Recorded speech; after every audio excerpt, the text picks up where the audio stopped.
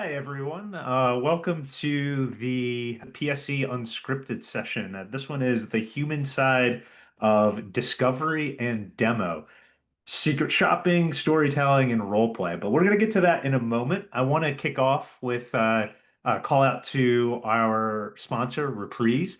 So if you're in enterprise sales or if you're in marketing, as many of you know, demos, as all of us know, if you we're especially being pre-sales professionals, demos can make or break a deal.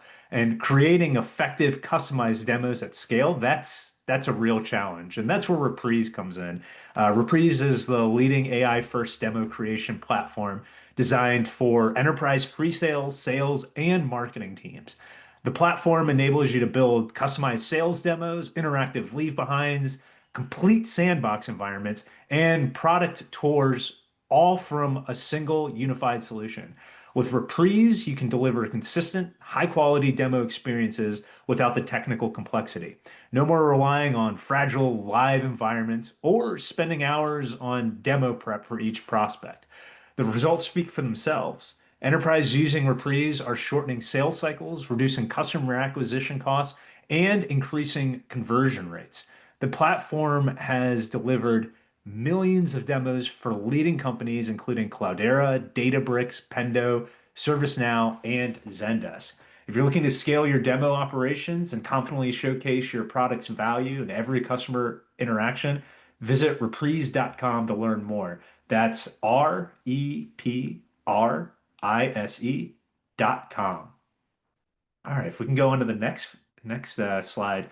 And quick plug for the Pre-Sales Collective. So if you're not already a member of the Pre-Sales Collective, as many of you all know, they've added two new membership tiers. That's the Pro and the Pro Plus. Wow, there we go. We have that was a mouthful there. Pro gives you access to community roundtables, our full event archive like this, and a ticket to one of our new in-person workshops. Pro Plus includes all of what you have in Pro, as well as the live courses, skill building sessions, and leadership resources. You can learn more on our website or just ask someone from the team. And as you can see, Jack Cochran from the Pre-Sales Collective is on, so he can answer any questions you all may have related to that. But without further ado, let's get started. So, some of you may have heard me on these before. If not, I am Tom Josephson. I am a director of solution consulting at Braze. But the guest today that I think you're going to find much more interesting is Alex Sinclair. Alex, I'll let you go ahead and introduce yourself. Thanks, Tom. Hi, everyone. I'm Alex Sinclair. I'm currently a senior solutions engineer at Pedal Health, based in Canada, supporting hospitals across Canada as they look to become more efficient with their use of doctors and seeing more patients and help really redirect patients from emergency rooms that are overcrowded to begin with into more primary care settings. But it's a brand new role for me. I started a month ago. In terms of my larger background, I spent 10 years as both an account executive and a solution engineer at Salesforce.com. So started when they were 4,000 people, left when they were 70,000 people. That was 2 years ago. And my very first job out of school was just a regular sales rep for a small conference calling company, where I kind of did everything from 100 cold calls every day, 99 voicemail, then hoping to get one conversation you could turn into a meeting like a BDR, going out and doing my discovery meetings in person, demos, trying to close the deal. So I've done a little bit of everything and a side job, scooping ice cream at an ice cream parlor in the midst of it all. So a very fun career so far, but really excited for where I'm at right now. Awesome. Awesome. I love to hear it. There's a lot in there I want to ask about, especially that ice cream parlor and your experience as a sales rep. But I want to start with the title of our unscripted today. It is the human side of discovery and demo, secret shopping, which that one's gonna be totally new to me, storytelling and role play. So I think there's a lot of different things that you can dial in on, or a lot of different ways to interpret that that title, Alex. I'd love to hear what jumped out to you. How do you interpret this? And yeah, let's hear. Yeah, well, I mean, I think that being a solution engineer or sales engineer is such a fun job because of the discovery. Like to me, as a curious person, I'm sure most people here are quite curious. Running discovery sessions with different types of people, different types of businesses, and just uncovering and learning how they operate and who they are is really fun. That's always been the best part of the job for me, even before I was a sales engineer, as an account executive, needing to understand, needing to do it alone, needing to brief and work with my team. And so when I think of the human side of discovery, like all of those things, um, for me anyway, have happened when I've mixed virtual, remote, digital, online customer meetings with in-person, real life, meetings slash adventures, because that's really where I've had both the most fun as a sales engineer, but also the most meaningful um, deals, projects, relationships. And I kind of like to think more project than deal when I speak about this, because when you get in person and on site repeatedly with a customer, Yeah. it shifts from being pursuit of an ACV number or a deal that we've got to forecast and close this quarter. That's still true, but it really becomes more of a team work, you and the customer, to sort of fulfill, like define and then agree to pursue this project. And I just think it's the most fun of the job is when you can get on site. So to me, to sort of consolidate this, when I think of the human side of being a sales engineer, we can't all do it. We can't do it all the time. But when we have those opportunities to go meet our customer where they're at, that's where we can do such deep discovery. We can also bring storytelling to life. We can role play. We can do that much better in person and act things out, which I've seen and done before. Um, we can even do a bit of secret shopping, which is, a little harder to do online when Yeah, you're just yeah. selling the software. I want to come back to that. So now that human side and meeting the customer where they are, and you sort of bring this up with discovery, and and also being on site, and I think that was that rapport building. Like sometimes we hear it called rapport building, and I know there, depending on where you are, SEs are more or less involved in the discovery. But I want you to talk a little bit about rapport building and how it. You've alluded to it in your previous answer, but how do you approach that rapport building? What are some tips for rapport building, especially when we focus on that human side of being an SC? Yeah, well, I mean, I think first of all, and I don't think most SEs are like this, but I think some of us are. We think of that as that's up to the account executive or the sales Yeah, rep, yeah, right? Like they build the relationship, they build the rapport, and that's of course true. But if we are also doing it, it just takes that relationship to a new level. And I think it just so helps with our discovery. So some of the ways that I've built rapport, I mean, of course, getting in person, getting on site is a huge part of that. And mixing a visit where you're in a meeting room with a lunch or a breakfast. We'll talk a little bit more about getting customers together. That's a big thing for me, but just starting every meeting with a solid and strong introduction of who you are without being, overblown too much. I was probably overblown and gave you too much today. But when I meet with customers, I want a concise, this is who I am and this is why I'm here. To establish credibility, I always bring a customer reference or story to my introduction. I don't take two yeah, minutes, but I'm here to help understand what you are trying to do, the way I've done with customer X or Y. Let's get into it. But I think building rapport starts with your introduction to build that credibility and mention a customer. So it's not all about you. And that sort of opens their mind up a little bit more to, okay, this guy wants to learn about me versus just pitch at me. And they're so used to, a lot of customers are so used to the interrogation type of discovery yeah. that this sort of, I think, sets them a little bit at ease when you start with, I've helped this customer, I'm here to help you. This is why I'm here. This is why we need to do this. So it starts, I think, with your introduction, but it really extends to getting in front of them and following along beyond the disco demo. I think SEs have a lot more of a role to play, particularly in enterprise deals. Yeah, yeah, and actually, I want to come back to something you said in there, which was that rapport where we tend to associate that with the rep, and we tend to put that on the rep, and I think they're doing a different type of rapport building. And Hmm. although there is a lot of overlap, and I like what you said there, where what we have to do as SCs when we come in is we have to establish our credibility. And I think there's a couple different ways we can establish credibility. You talked about one with other customers that you've worked with in similar capacities. I've seen it done where it's I'm an industry expert.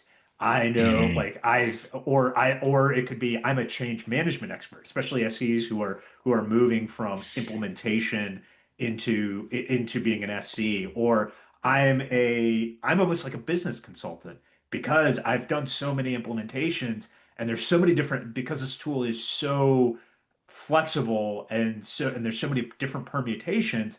I've seen it done a number of different ways. And rather than you getting overwhelmed about all the different ways that our tool can help you, I'm going to help you dial in on what's the best way because I've done this so many times. And so Yeah. we come in with establishing our business, our technical ability, our technical credibility, our business acumen, and our change management acumen. And then I actually think then we go to what is typically associated with account represent or with the reps, which is Hmm. and this is where I like to say that SCs are wolves in sheep's clothing. And the sheep's clothing in this is the tech nerd, or I'm just here to show you the software and answer your questions. But I'm a salesperson. I've got that sales Yeah. acumen. I've got that killer instinct, and it's a little bit different. And I love that you're here because especially having had that experience as a sales rep, and you probably I'm willing to bet you don't probably you likely don't bring that up when you're on these calls. You're like, oh, I worked for Salesforce and I worked for and I understand the intricacies of implementing and all of the problems that come with it, but all of the things that you're considering and making this decision. Not like I've sold to people like this and I know exactly what you're looking for when you're or what works in selling. You're going a different Hmm. way. But I also think that rapport building is very, very important. And I would actually argue that you end up having I would actually argue the SEs who do rapport building really well, building up that credibility, whether it's technical or industry or implementation or change management, and then getting into, now let me understand you as a person and let me Hmm. like dig in and what actually drives you. I think at the enterprise level and at the higher and the more talented salespeople are actually doing the same thing, where it's this impulse to actually do the opposite, where let me get to know you, let me get you to like me, and then I'll tell you like what I know about the industry. Where if they're coming in it as like, hey, I'm an industry expert, and Hmm. in the same way that SC does it, I think that's more effective. But I want to throw that to you, having actually been a sales rep. Would you agree or disagree with that assessment? That the sales rep also should come in and have that, like, build that credibility, or something And different. Is that what you meant? start Yeah. with the technical change Yes. management industry Well, credibility. I, I think the sales rep should start with I've done this before. If Yeah. they, especially they don't feel like they've got that technical backbone, I've helped guide customers before. I've helped them reach the goal before. And here's how we're going to do it. I completely agree with you. And I think that some people might not have as much experience at this moment to start and introduce themselves with that type of confidence and sound bites. And for folks who maybe are earlier in their careers or earlier to a company, you need to listen to your teammates and hear how they talk. And that's why I mentioned customer stories, because even if you haven't deployed or sold or gotten in and helped assist with customer XYZ, if your company has, learn that story and still mention that we've helped da da da da. So because that can be a challenge for sort of folks who are newer as a sales engineer, solution engineer, is, well, I don't know that I have that talk track yet because I don't have that experience. Yeah. Then find a story, instead. But I still think it's important, and the more at bats, we call them, right? The more meetings you have, the more you test things out, you'll just get more confident in that delivery. And it will change based on who the customer is, which is awesome. But it also, the last thing I'll say about that introduction is it also helps you get rid of the AE who introduces you as the technical person or as the person who's going to run the demo. Because that is just the worst thing I Yeah. find as a sales engineer. It just drives me crazy because it completely hinders you from building a rapport. When Yeah. you're introduced as the technical person or the person who's going to ask a few questions and give you a demo, then you like the message is you don't need to build rapport. And this person, you don't need to have a relationship with them, customer. They're just here for this and Yeah. this alone. And so They're having that AI credibility embodied. just yeah, yeah. And a lot of sales reps think that way, or they're young and they're new and they don't know a better way to do it. It's just Yeah. what they think in their head. So that credibility that you establish to the customer also elevates you subtly in the AE's mind so that they stop sort of doing that bad habit, which can drive us crazy. So what's the best way for a rep to introduce an SE in that case? Ah, that's a good question. Oh man. I mean, I think it's a little bit contextual to the customer. Yeah. But I'm trying to think of something more general that's a little bit more broadly applied. Here's Alex. He's my solution engineer. He's going to drive this meeting so that we ask you the right questions and we get the best understanding of what you need. We don't want to miss anything. And then he'll help us decide at the end of the call if there's a fit. And if we think there's a fit and you agree there's a fit, then we'll move forward with a demonstration that Alex will present back to you. So that's Yeah. a very different way of just Alex is here. He's going to run the discovery. And then the AE goes off camera and never says a word. He's going to help lead the meeting, ask the questions along with me to make sure that we understand everything we need to about what you're trying to do. And I always like and if the AE doesn't say it, I'll always say this at the end of this call. The goal is to read back to you what we learned and decide together whether there's enough of a fit to do a demo. And Yeah. that message at the start and throughout can, I mean, it's a bit of a segue, but it can lead to more meaningful discovery in a first meeting. Because if you, like, just again, building rapport, the sales engineer, you're right that we're a salesperson, but for the customer, it's important that they feel we're not. So Yeah. saying we will decide whether there's a fit, that just cools the temperature. Okay, this person's Yeah. not just trying to sell me. And then when we fast forward through that discovery, we're 40 minutes in, or even 10 minutes in. If you don't feel there's enough pain, right? If you're not getting great problems in your discovery, it gives you the ability to pause and say that and call that out. And AEs get terrified when I do this. Yeah. But one of the most effective things was saying, Tom, really appreciate the insight you're giving me here. I'm starting to understand the problem. It just doesn't seem like that big of a deal. Like your guys are a little inefficient here. Your marketing team doesn't have that visibility. Is that it? Because yeah, we could probably help solve that, but I don't know if it's worth the effort to implement our system if that's the only pain you have. And you pause there, and either they'll say, yeah, you're right, there's not much there, in which case you've lost the deal happily because they were never Yeah. going to buy, or you really push them. This forces them to be like, well, I'm losing Alex. I'm losing this solution engineer. Like, I kind of want to know if Salesforce or whoever can help me. And he's saying they can't. And it forces them to bring up bigger problems. And that's where you get business case, personal pain. That's where I've done that and had a group of customers just suddenly chime in together, like over top of each other. But what about this? And this drives me nuts. So that's a really, I think, important, it's a small thing, but a big thing where you pause if you're not really feeling it or they're not that open. And you say, and it's a risk, but you say, I don't know that there's really enough here. Tell me if you think there is. And whether you do that in the middle or not, at the end of the meeting, you always begin 3 minutes to say, thank you, customer, for this hour. Here are the three key things I heard and we can solve one and two. I don't know if we can solve three. Is that enough to keep going? Should we do a demo or should we do another discovery? So I find that we're so often running out of time. And then it's great. Thank you so much. We'll do a demo next week. And if you don't recap what you've learned, that's such a key part of the discovery because you need their feedback.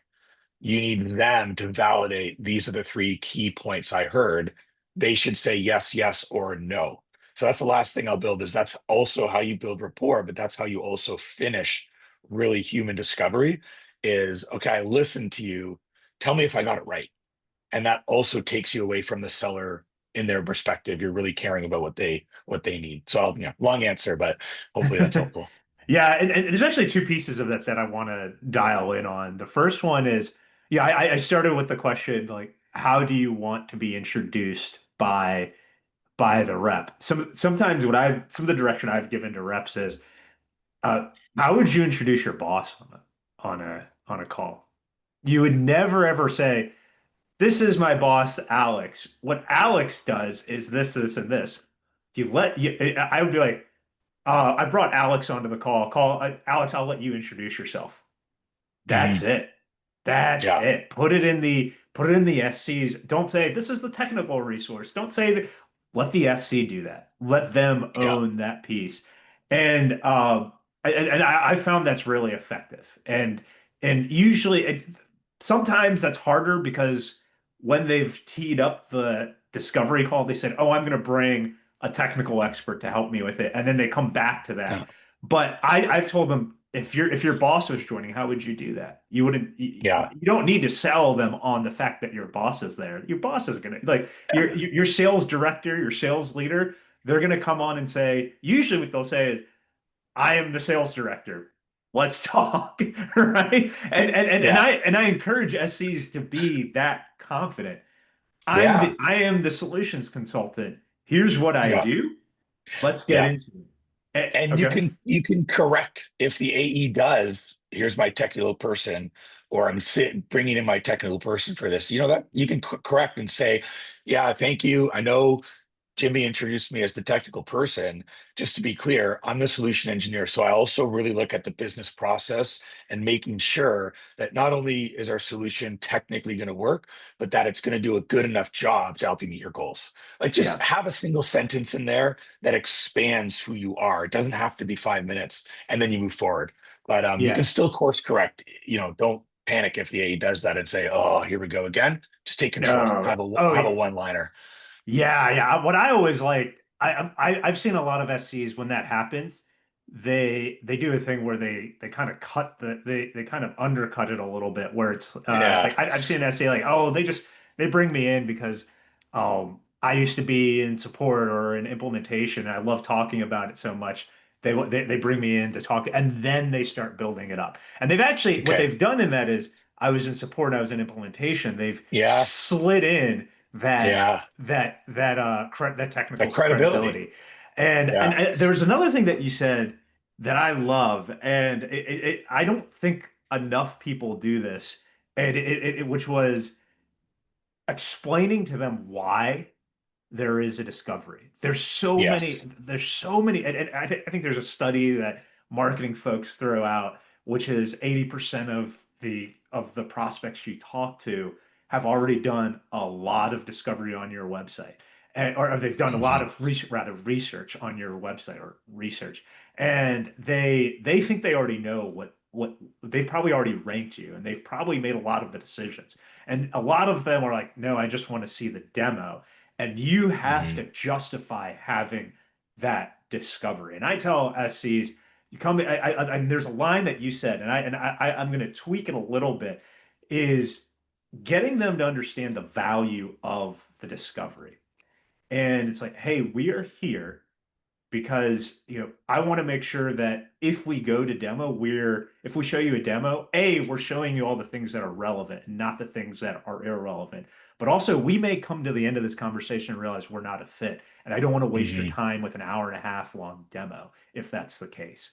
And it's interesting you brought this up. Usually, you'll be able to validate that halfway through. There have been times where I've gone through the end of the discovery and I said, I don't think we're a fit. And they are Hmm. begging to see the software. Because what Yeah. we did is throughout that is we demonstrated rather than interrogating, like you had brought up, rather than interrogating them the whole time, we're actually asking about business value. We're actually Yeah. asking about their business and what problems. And you start to slide into almost like business therapist for them. Yeah. And Yeah. and I think if you've done this well, they, as a good therapist, you've now pulled them in and they want to hear more. They want to hear your recommendation. Oh, Yeah. you have diagnosed my problem very, uh, very precisely, better than others. Surely you have the solution to this very specific problem. And I think that discoveries, especially when we come back to the human side and back to the establishing rapport, I think discovery is absolutely critical. Where then Yeah. when especially when you come into that demo, if you're coming in there dark without having built that rapport, there's why are they going to trust you? Why are they going Yeah. to care what you say? Go ahead. Well, and they're not going to open up in the demo, which is so important, right? A Yeah, faceless Zoom demo where everybody's off camera, where you just present and they ask a few random questions, like that happens, but it's brutal. But one of yeah. the ways you prevent that is getting them encouraged and going in the discovery and leaving the discovery with that mindset you're talking about for them of, oh, I trust you're diagnosing me. It really unlocks a more meaningful, memorable demo, more engaging. The last thing I just want to jump in there back to you know, um, justifying the discovery. I mean, not only have they done all this discovery online, they've done it with four other vendors. Like Yeah. they're so Yeah. exhausted of doing this, answering the same question. So the only thing I'll add there is sprinkling in a few of your questions of I've seen this done before. Is that how Yes. you do it?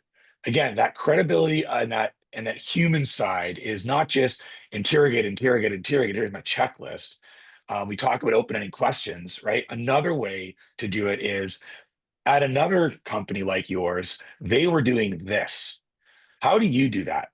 Yep. And that immediately opens them up to be like, okay, this guy knows what he's talking about, and he's done something like this before. So that's a really nice little language tactic to throw throughout your discovery to make it a little bit more human as well. And justify that why we're there, because you're giving them something instead of Yeah. just taking. And what I would add to that is, like, I've seen it done this way. How do you do it? And when they explain, and if we have the solution, oh, okay, we actually have. That's a good point where now you get them. You can gin up excitement for the demo. Yeah. Like, And you're oh, giving them well, something in the discovery. Like they're so used to yes, just giving us, yeah, and you have to tell them, wait, we're going to give you something in the demo. If you can give them some ideas through yeah. that in the discovery, then they come away from that discovery with, oh, Tom, I have some ideas even before the demo that I want to think about. And that you do that through referencing what you've done with other customers, what they've done. That's I think the best way to do it. Exactly. So that you get to reference it and just drop a very simple line. I'll show you that when we get to the demo. And Yeah, that's a good one. now you've got that hook. And then when you do that in the demo, when you get to that point in the demo, and this is absolutely critical because you've done the work in the discovery. Yeah. Remember when we talked about this last week? Let's get into that. That's just a great way to pull them right in. And that just to underline that point, often our demos include people that were not in the discovery. Not always, Yeah. but Yeah. often that happens. And that comment sends a signal to the leader, the director, the boss, the exec, whoever is power, or whoever else just wasn't in that discovery, that you have a relationship Yeah. with their colleagues. So it's really important for the person who you did the discovery with, but Yep. it's also send the message that differentiates you from the other competitors for that exec or that other people who were not in the discovery. I love that line. And I think it's even more powerful because it helps build rapport with these other people who don't know you, who didn't get a chance to meet you and get to know you before. Yeah, I love that line. Yeah. Yeah. And actually, you bring up another point there, which is you're not going to always have the same people in the demo or in the discovery that are going to be in the demo. What I Yeah. tell people is, yes, it's going to be the case, but do everything you can to get some time, even if it's just and I'll even tell the person who we do get discovery with, I always ask, who else is going to be there? Mhm. And they'll be like, so and so, this person, this person, this person. And then I'll ask, what do they care about? And a lot of times we're like, I don't know. And that gives you the openings. Can I get more discovery with them? And if Yeah. and even if it's and then sometimes it's not ideal, but even if it's an email, I want to learn about what they need so that when we come to that demo and when we get to that inevitable piece of what we've heard and what our solutions are, then we can connect it to everybody in the room because that's another thing that I know where, speaking of that human side and losing the humans in your demo, where if you can be like, all right, Alex has this set of problems. Jack has this set of problems. Courtney has this set of problems. Can you validate that we got everything? And if Yeah. we can show you that we can solve for these problems, is there anything else that you need to solve for before you make a decision? And I actually put that should be a very choreographed dance between the SC and the rep. The Hmm. SC should be Hmm. that's when the wolf's fangs come out and you can see the sales aspect of them. And that's up to the rep to protect the SC where they can, where Yeah. I can where they should be asking that question. But if nobody's asking the question, then it's problematic and the SC should be asking that.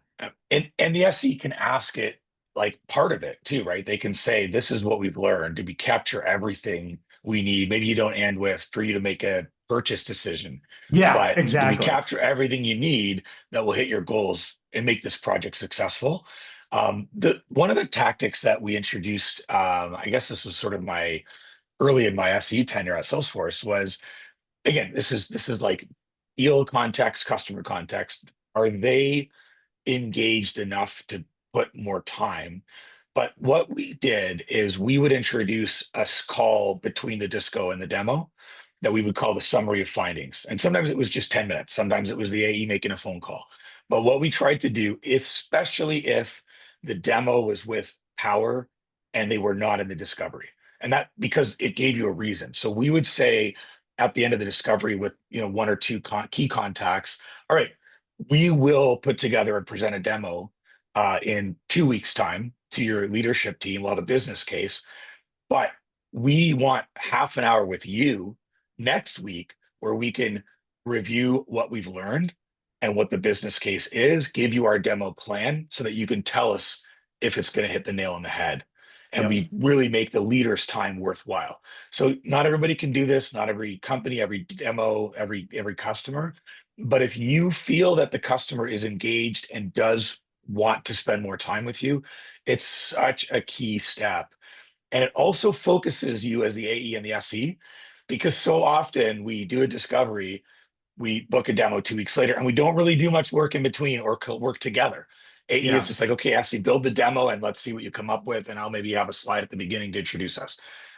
That's pretty crappy. Like that's not good sales.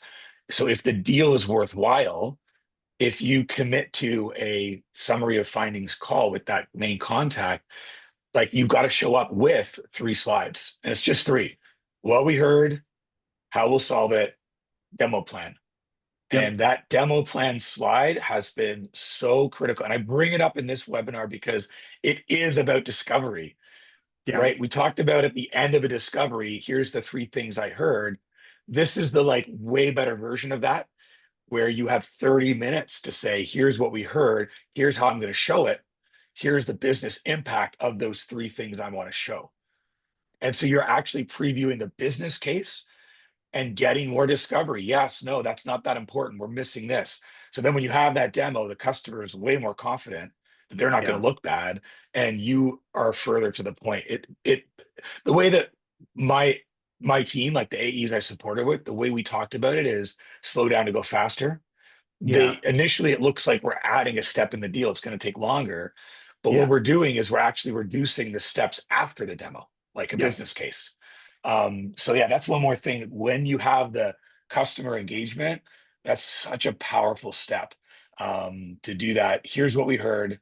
Here's what the impact will be of how we'll solve it. And here's what I'm going to show. And the final thing about that, here's what I'm going to show is it lets you plan a concise demo. So you Yeah. don't end up showing boring crap to a bunch of execs. You really nail what they need to see. So that's just another thing that we did that worked really, really well. Yeah, yeah, and that gets to what I was saying earlier, and I think what we were talking about earlier with the discovery where what's very key, there's this temptation among SCs, especially newer SCs, I think, to show all of the cool things or everything they know about it. But what you're doing in the discovery is dialing in on what the software does that's actually important to them and only Yeah. focusing on that in the demo. And to your point with the that demo plan that's tight and clean, that's where that comes from. I could show you every nook and cranny, but that's not going to be that's going to bore you. That's the Yeah. classic harbor tour that we're all moving away from. And Yeah. this is dialed in on what you need and really connecting that to the problems that you identify. Because if you're Yeah. showing something that's not connected to a problem, you're really wasting their time. And there's actually something else that you brought up, which was not just doing the discovery, waiting the 2 weeks or whatever it is, and then doing the demo. I would say at the enterprise level, at any enterprise sale, and this is my experience and I've been in a couple different industries. And I've noticed that this is usually a critical step in successful enterprise deals. And what that is having that champion and running by them. If you can get this to work, running by them or getting them to agree to this. Hey, I know we have this demo in 2 days, 3 days, or whatever. Here's what I plan on showing. Tell me what's Hmm. wrong. What needs to go? What Yeah. is missing? How is this audience going to respond to this? and Yeah. and really getting them bought in where they want you to be successful. But the other thing is they're going to tell you where you're missing the mark Exactly. and really Yes. going in there with humility and just saying and like not just faking the humility, coming in there like No. I think this is what you would want to see, but y'all Yeah. know the business far better than I do. And Yes. this is something where, I want you to validate what I'm planning on showing. And then Yeah. what ends up happening is once they've validated that, especially in their when they're in the meeting, if for some reason that's wrong, they're going to start to champion why what you're showing is actually what should be shown. And so Yeah. you have that champion to help you. Yeah. But I think we spent a lot of time on the discovery. There is one aspect I do want to come to, and then I know we're coming up on time here. The storytelling, and I want to get your thoughts on storytelling, how you approach it. Let's start with um, what are your thoughts on it? Yeah. How important is Well, it? And then we'll so go from there. it builds on the last point because Yeah. just I was just going to say that you were talking about seeing that in enterprise motions and yes, but I think we need to bring it down market. It's just so powerful and it shouldn't be reserved for an enterprise motion to have that validation. But the last thing is that demo plan, it helps you craft it as a story because storytelling is just so much more effective. And I mean, that's where I went to the best school possible at Salesforce because I don't know who tells stories better from marketing to sales to Yeah. demos than they do. Um, and there's like huge stories that I've been a part of. And then there's the basic, I don't have that much time. The story is just like when I don't have a lot of time, it's a small deal or whatever. Not a lot of discovery. It's just I chapter up my demo. Chapter one will Yes. be the end user, and we're going to see how their problem will be solved. Chapter two will be the manager or the admin or whatever. We're going to see this for them. Chapter three will be company wide, the analytics, the dashboards, the business executive, whatever, right? So just if you don't have time, then just chapter one, chapter. And I say it that way. I'm like, here's chapter one, what we're going to see. And that lets you tell that story, pause at the end of chapter one, and again, reflect back. This is what you saw with the two key points you want them to remember. So that storytelling in a basic sense is just chapter one, chapter two, chapter three different users or three different chapters in that single user's story. Um, Bigger, broader storytelling can get really fun. And that's where the human side can really come into it. Yeah. Um, if we did a lot of remote stuff and it was like virtual meetings, we would have a lot of slides that were like very image big, right? People sweating, like people crying, people smashing their laptops. Like we love to, before a demo, paint the picture of the current state they're feeling and Yeah. make it emotional, not, oh, you're losing 18% of your efficiency and productivity and wasting some time. It's like Lisa, who is in your back office, is so frustrated at how many of these reports she has to keep filling out manually. She's ready to quit her job, right? Like tell that story when you feel like it's going to work, because you got to be a little careful getting too crazy. But the very best story I was part of was with a retailer that was cross-border Canada and the US. And it was a year-long deal with a lot of people on both sides involved. And I don't have time to get into all of it, but it really touches on everything we're talking about, being in person, getting your champions, validating in between discovery and presenting. Um, we did all of that here, but you know, part of the discovery was yes, we went to their office at head office and we shadowed people, we met with them, we did boardroom meetings and then one-on-ones. But my colleague and I had 2 hours and we're like, well, they're a furniture store. Like, let's go to one of the shops nearby and let's see what their salespeople do and let's see what the customer experience is. So, me and my sales colleague, we went in there and, we didn't have a plan. We just went in together. And suddenly this guy was like, oh, what are you looking for? We're looking to buy a mattress. Oh, okay, let's get you to try it out. So I'm like literally lying on the bed together with my colleague, pretending to be a married couple or a couple. We're like 15 years apart, and it's just so funny. Um, but it did give us some great insights. It gave us a Yeah. great story for the customer. I mean, they just love this. And that story kind of persisted for several months. Bring it back to, you guys going to get in bed together again or what? But getting back to the storytelling, as a team, we had done such strong discovery with this client that when it came to the presentation, and I've only seen this a few times, but we didn't just do slides and we didn't just do click around a demo. We had a room with 30 people in it for 6 hours, and we had one solution engineer running slides with a few demo like pieces, like 2 minutes at a time. And then we had parts of the sales team standing up at the front of the room and being out the customer experience. So literally it was like slide to introduce the character. Here's Vanessa. She's a 27-year-old, moving to the big city. She needs to furnish her home. Yeah. Let's see how she is going to go into the store, but she needs to pair that with her digital experience, which is lacking today. So like that was just such a compelling, it wasn't a demo, it was an everything. And you could only do that because we were in person at multiple times, building such strong rapport that they gave us that opportunity. And we just nailed it because we knew them so well and they trusted us. So I kind of just wanted to get to that because I started with, I think the most human side is when you can get in person, and it can really lead to the best teamwork between you and the customer. It's rare that you're a vendor of choice that will give you that time, but it's so powerful. And the last thing though is, as a sales engineer, you just learn so much.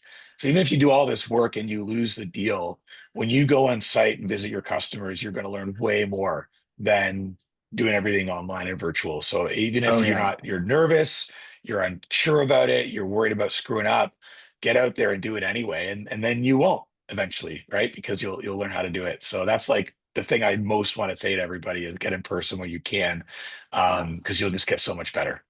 Yeah, yeah. I mean, I realized early in my career I was way more effective when I was in person. The COVID period was really difficult for me. I had to adjust Yeah. the way I approached it. I think it eventually made me better for when I did go start going back in person. But wow, do I value that. And coming back to that You learn rapport so building. much. Yeah, coming back to that rapport building. I used to tell this joke where, oh, I'd win the deal in the 10 minutes before and the 10 minutes after the demo where I'm talking to Uh-huh. them, getting to know them. And a lot of times in those 10 minutes before the demo, even though we've had Yes. the discovery, I'll call back to what some of the conversations we had. And Yep. and then in the 10 minutes afterwards, this is where I'm getting the opportunity to say, hey, what like resonated there? What didn't? What are you, Yes. what's still concerned? And when you've got them one on one and they feel way more comfortable opening up to you. And again, coming back to that human connection and that human side of being an SC, that's where I'm able to get information where later on, like, okay, we need to dial back into this. We need to remind them of Yeah. these things. These are the things that they cared about. And And they then, owe you. They want to give you more. Yeah. because you came all the way there to meet with them, right? So like Yeah. there's a bit more of a like I want to give you more feedback is kind of anyway, but I'll let you finish that. Sorry. Yeah, yeah, no, you're right. I mean, like they appreciate that. Now it's like that unspoken, there's the subtext of the conversation, which is, oh, hey, I put a lot of effort into this. Uh, what helped me get this through? And Yeah. yeah, it's a little trickier when they have four vendors coming on site, but I'm going to put in my work, like not just coming out here, not just listening to you, but I'm going to put in additional work to ensure that to try to set myself apart and try to like show you that yeah, if all things are equal, demonstrating to you that I'm very invested in this relationship and invested in this closing and going the right way. Mhm. And I think that's actually a pretty good spot to wrap up with. And I'll leave you with my with what I've taken away from this, and then I want to hear what you take away from it. Um, I think our conversation has always kind of been on the periphery of that human piece. When we think about in the discovery being consultative, what it comes down to is, again, being human, showing that you care about their problems and building rapport. What that is it really is connecting with them from one human to another. And then when we get to that storytelling, like you were pointing out, the reason why storytelling works is it evokes emotions. It gets them to connect and with a real human experience. And we have like the technical ability to meet their needs. We have the support to ensure that their business goals are met. But a lot of what's driving that purchasing decision are those tiny little human connections that we're making during the discovery, that we're making with our storytelling, that we're making in those 10 minutes before the demo and the 10 minutes after the demo, and those connections that we're making in that preparation for the demo and getting them bought in. Those are all human connections. They're not just sales motions. They're not just technical ability. That's what I've taken from our talk today. Any takeaways you have, Alex, before I turn it back over to Jack? Yeah, two things. I loved that point you made about the 10 minutes before and the 10 minutes after. Like I've never thought of it in those words, but just thinking back over years, that is so true about being in person, having that time and how important it is. But the other thing is last thing about the human connection that you were just talking about, especially if you're a sales engineer who is less sales driven or salesy, but you're customer success driven, if you can get this customer more excited about the project because you've tapped into that emotion, then the implementation is more likely to work. And I've seen a lot of failed implementations and felt regretful after selling something that we were happy to sell that was a right fit that didn't succeed. So if that motivates you to like apply this, the customer will be more successful in the project after they purchase if they're more excited about it because you've helped lead them there. So that was my last thing I'll take away is that that human connection actually has a lasting impact even when you step out and they purchase and they implement. That's great. That's great. I love that. I love that human connection usually means uh, better outcomes. I think in medicine that's been demonstrated as well. That's why bedside manner is so important. We could have called this bedside manner, Jack. Jack, I'll turn it over to you. I know we're coming up on time. Any last things that you want us to cover before we wrap up today? No, that's it. Thank you so much, Tom, for hosting, and Alex, especially thank you for coming on, sharing your story, giving us lots of insights.